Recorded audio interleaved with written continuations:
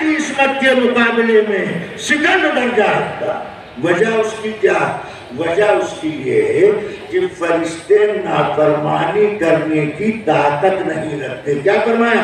لا یعصون اللہ ما امرہ ویفعلون ما یؤمرون۔ فرشتوں کے یہاں ناکردنی کا سوال پیدا نہیں ہوتا، اور انبیاء کی ذات میں نافرمانی کرنے کا مادہ موجود رہتا۔ نبی کی ذات میں نافرمانی کرنے کا مادہ موجود ہے، اور فرشتوں کی ذات میں نافرمانی کا مادہ موجود نہیں۔ اب اگر فرشتہ گناہ کا کام نہیں کرتا، یہ کوئی کمال کی بات نہیں۔ مادہ موجود ہوتے ہوئے نافرمانی کا کام نہ کرے، یہ ہے کمال کی بات۔ میں ایک مثال کے ذریعے بات اور کلیئر کرتا ہوں۔ ایک آدمی دیکھنے میں جوان مرد نظر آتا، اس کے ماں باپ کہتے ہیں بیٹے اب ہم تمہارا نکاح کرنے والے ہیں۔ وہ جوان ہٹا کٹا طاقتور چڑھا پوانا نوجوان اپنے ماں باپ سے کہتا ہے کہ ہم نکاح کرنے کی طاقت نہیں رکھتے۔ لوگوں نے وہ تنہائی میں لے جا کر اس سے پوچھا تم نکاح کیوں نہیں کر رہے؟ تب اس نے صاف کلیئر جواب دیا ہم حق زوجیت ادا کرنے کی طاقت نہیں رکھتے۔ اب دیکھنے میں یہ مرد ہے، دیکھنے میں طاقتور ہے، مگر حکم میں اس کو نامرد کہا جاتا ہے۔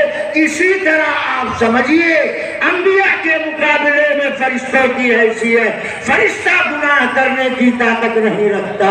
جیسے یہ جوان تو دکھائی دیتا ہے مگر حق زوجیت ادا کرنے کی طاقت نہیں رکھتا۔ اب اگر اس کی نظر غلط نہیں اٹھتی ہے تو یہ کوئی کمال کی بات نہیں۔ مادہ موجود ہوتے ہوئے اپنے آپ کو نافرمانی سے بچا لینا یہ کمال کہلاتا ہے۔ فرشتوں کے مقابلے میں انبیاء کی عصمت کا درجہ بڑھا ہوا۔ رہے چھوٹے نابالغ بچے، ان کو بھی معصوم کہا جاتا ہے۔ حافظ جی اگر نورانی قاعدہ پڑھاتے ایک تماشا بچے کو مار دیں تو اماں نقاب پہن کے بے موسم مکان کے باہر درسگاہ میں پہنچ کر کے حافظ صاحب کو نصیحت کرنے لگتی ہیں۔ حافظ قرآن ہو کر آپ معصوم بچے پر تماشا چلاتے، آپ معصوم بچے کو مار رہے ہیں، آپ حافظ قرآن ہیں، معصوم بچے کی پٹائی کرتے ہو۔ یہ مسئلہ اتنا عام ہے کہ گھر میں رہنے والی خاتون بھی یہ مسئلہ جانتی ہے کہ نابالغ بچے بچیاں معصوم کہلاتے ہیں۔ یہ معصوموں کی جماعت، ایک طرف ان کی عصمت، دوسری طرف انبیاء کی عصمت۔ نابالغ بچوں کو جب معصوم بولا جاتا، دھیان سے سنو میں ایک بات پیراگراف بدل کر کے کہہ رہا ہوں، نابالغ بچوں کو جب معصوم بولا جاتا ہے تو لوگ سمجھتے ہیں یہ گناہ نافرمانی کا کام نہیں کرتے۔ یہ مطلب نہیں، یہ مطلب نہیں۔ میں ثابت کیے دیتا ہوں، نابالغ ہے معصوم کہلاتا ہے، گناہ بھی کرتا ہے۔ بغل گھر سے مرغی کا انڈا چورا لایا، بغل گھر سے مرغی کا انڈا چورا کر لا کر ماں کو دیا، معصوم ہے انڈے کی چوری کر، چوری چوری چوری کہلاتی ہے، چاہے سونے کی چوری کی جائے چاہے انڈے کی چوری۔ لڑکی معصوم ہے، ماں سے چچی کی لگائی بجائی کر رہی، چغل خوری گناہ کا کام کہلاتا، اس کو معصوم بھی بولتے ہیں، یہ گناہ کا کام بھی کر رہی ہے۔ ان دونوں میں فرق یہ، بے شک یہ گناہ کا کام، دھیان سے سنو، بے شک یہ گناہ کا کام، مگر اللہ نے اگراہ شفقت نابالغ ہونے کی وجہ سے ان کے سر سے بعد پرش کو ہٹا دیا، اللہ نے معاف کر دیا، اس لیے ان کو معصوم کہا جاتا۔ انبیاء کی جماعت تہا وہ مقدس جماعت کہلاتی ہے جو مادہ ہونے کے باوجود اللہ کی کسی طرح کی نافرمانی معصیت کا ارتکاب نہیں کرتے ہیں۔ اسی نبی کے بارے میں اللہ نے ان تین شرطوں کو مختلف مواقع پر ذکر فرمایا۔ کیا کفار مکہ نے نبی کے بارے میں سوال کھڑا کیا یہ انسان ہو کر نبی ہونے کا اعلان کیسے کر رہے ہیں؟ انسان کیسے نبی ہو سکتا؟ اللہ نے جواب دیا آپ سے پہلے جتنے انبیاء ہم نے بھیجے ہیں رجالن مردوں کو نبی بنایا ہے، اور وہ مرد انسانی جماعت سے تعلق رکھتے انہی کی طرف ہمارا پیغام گیا ہے، لہذا ان سے آپ کہیے اگر یہ بات تمہاری سمجھ میں نہیں آ رہی ہے تو اپنے زمانے کے اہل ذکر سے پوچھ لو۔ یہ بات کب کی ہے؟ مکی زندگی کی۔ مکی زندگی میں کون لوگ ہیں؟ یہود و نصارہ اہل کتاب کہلاتے ہیں۔ اللہ نے کہا ان سے جا کر پوچھ لو، وہ چاہے مکہ میں بستے ہو چاہے مدینہ میں رہتے ہو، یہود و نصارہ جو اپنے آپ کو اہل کتاب کہلاتے ہیں ان سے جا کر پوچھو، تمہیں یہی جواب ملے گا۔ وہ بھی یہی بتائیں گے جتنے انبیاء آئے ہیں سب انسانی جماعت سے تعلق رکھتے ہیں۔ اللہ تبارک و تعالیٰ نے فرمایا فَاسْأَلُوا أَهْلَ الذِّكْرِ إِن كُنتُمْ لَا تَعْلَمُونَ، جاؤ پوچھو اہل ذکر سے، اس زمانے کے اہل ذکر، اہل کتاب یہود و نصارہ۔ آپ کے ذہن میں یہ سوال آئے گا کہ اللہ کے نبی نے جواب تو نہیں دیا، یہود و نصارہ اہل کتاب سے جواب طلب کرنے کا حکم کیوں دیا گیا؟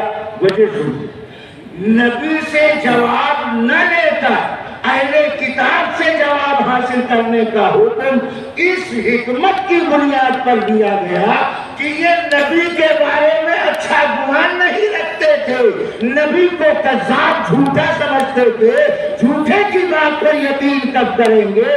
یہود و نصارہ اہل کتاب کو تم سچا سمجھ رہے ہو، جا کر کے ان سے پوچھو، ان سے بھی تم کو یہی جواب ملے گا۔ پوری جماعت انبیاء انسانی جماعت سے تعلق رکھتی ہے اور انسانوں میں سے صرف مردوں کو نبوت کا مقام عطا کیا گیا۔ جہاں اللہ تبارک و تعالیٰ نے سوال و جواب کے واسطے جملہ استعمال کیا، کیا؟ اہل ذکر سے پوچھو۔ یہ اہل ذکر کون سا طبقہ کہلاتا ہے؟ تو مفسرین نے اس سلسلے میں دو باتیں لکھی۔ ایک عام سی بات ہے کہ اہل ذکر سے مراد اہل کتاب، اور دوسری تفسیر آیت کی یہ ہے کہ یہاں ذکر بمعنی علم کے، ذکر بمعنی علم کے۔ اب آیت کا مطلب یہ نکلے گا فَاسْأَلُوا أَهْلَ الْعِلْمِ، پوچھو اہل علم سے، وہ تمہیں بتائیں گے کہ اللہ تبارک و تعالیٰ نے ایسا کیا ہے یا نہیں کیا ہے۔ اس آیت کے ٹکڑے سے اجمالی مسئلہ یہ نکلا کہ نہ جاننے والے کو جاننے والے سے پوچھنا چاہیے۔ اب کوئی نیا نبی نہیں آئے گا، کوئی نئی کتاب نہیں آئے گی، یہ علماء کی جماعت، یہ انبیاء کے وارث کہلاتے ہیں۔ نبی نے ترکے میں درہم دنانیر نہیں چھوڑا ہے بلکہ علم نبوت، نور نبوت چھوڑا ہے۔ یہ علم نبوت کے حامل ہیں، وارثین انبیاء ان کو کہا جاتا ہے۔ ایسی ضرورت تمہارے سامنے آئے تو تمہاری دینی ذمہ داری ہے آپ ان اہل علم وارثین انبیاء سے رابطہ کیجئے، دینی معاملات میں جو بات معلوم نہیں ہے انہی کی طرف رجوع کرو۔ مگر معاف کیجئے میں بات بالکل ختم کر رہا ہوں، وقت بھی ختم ہو رہا ہے۔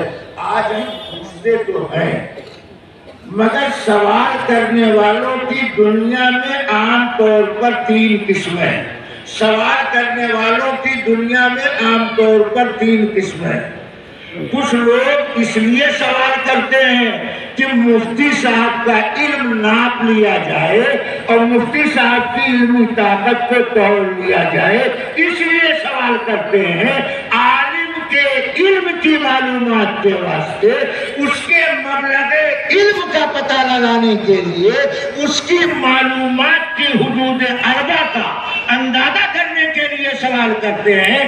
اگر اس نیت سے کوئی سوال کرتا ہے تو اس طرح سوال کرنا حرام۔ سوال دوسرے کو جانچنے کے لیے، دوسرے کی علم کا اندازہ لگانے کے لیے اس طرح سوال کرنا حرام۔ دوسرا طریقہ جو پھر فور رائج ہے، کبھی کبھی لوگ سوال کرتے ہیں اپنی معلومات بڑھانے کے لیے اور سامنے والے کو گمنام بنانے کے لیے، بلا ضرورت نہ اس سے دینی فائدہ نہ دنیاوی سوال کا جواب۔ مگر صاحب پوچھے جا رہے، پوچھتے ہیں مولانا یہ بتائیے، حضرت موسیٰ علیہ السلام کے سامنے جو حضرت شعیب کی لڑکیاں آگے آگے چل رہی تھی، ان کی عمر کتنی تھی؟